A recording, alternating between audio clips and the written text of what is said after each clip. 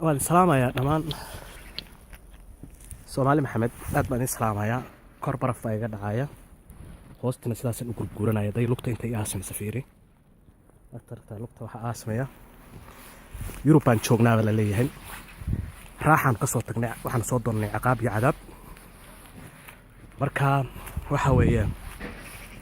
korna sidaas u socdaa hoosna sidaas u yaala dhirta sare kaliya bannaan dhulka meel madow lama arko waa wada cadaan 30 sentimitir buu ka koreeyaa wax raaxa kuma haysano korarka waaweyn baanu 6 bilood sidanaa 6 bilood oo kalena kulayl baanu ka cararnaa wax yaala ma lahan haddaan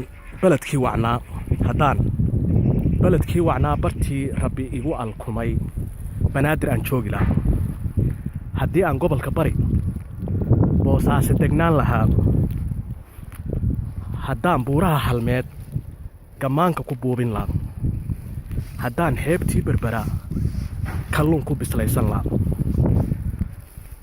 haddaan booramiyo jigjiga dalxiis u bakhooli lahaa haddaan beer falan lahaa webiga barbarkiisa taal jahligu waa ba'an yahay haddaan cilmi baran lahaa miyaan cimiladan beddelan duufaanno wax baaba'ashiyo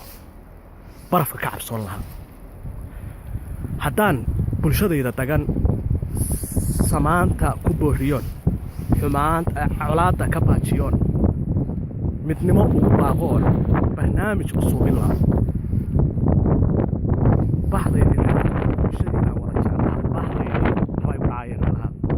bahdaydii reer qardood ayaan